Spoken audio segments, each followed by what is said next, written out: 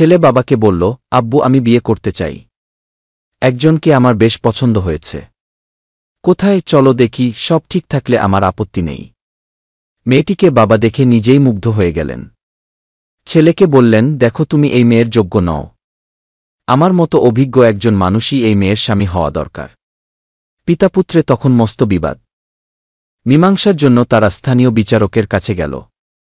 বিচারক বললেন, তোমাদের কথা শুনে এবং মেয়েটিকে দেখে আমার যা মনে হল, তোমাদের দুজনের কেউই এর নখের যোগ্য নও। আমার মতো একজন পদস্থ ব্যক্তি এই মেয়ের বর হওয়ার যোগ্যতা রাখে। এভাবে বিচার গড়াতে গড়াতে দেশের প্রধান পর্যন্ত গিয়ে ঠেকল। রাজা মেয়ে দেখে হুঙ্কার দিয়ে উঠে বললেন, খামোশ। এই মেয়ে রাজার ঘর ছাড়া আর কোথাও মানাবে না। এই জটিল পরিস্থিতিতে মেয়েটি মুখ খুলল। আমার কাছে এই সমস্যার সমাধান আছে, আমি দৌড় দেব।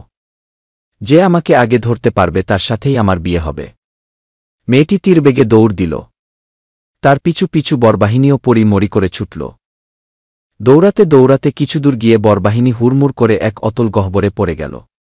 মেয়েটি গর্তের মুখে এসে বলল, তোমরা কি জানো আমি কে? আমি হলাম দুনিয়া।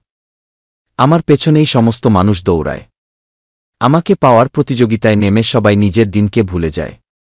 এভাবে এক সময় কবরে চলে যায়, কিন্তু আমার নাগাল পায় না।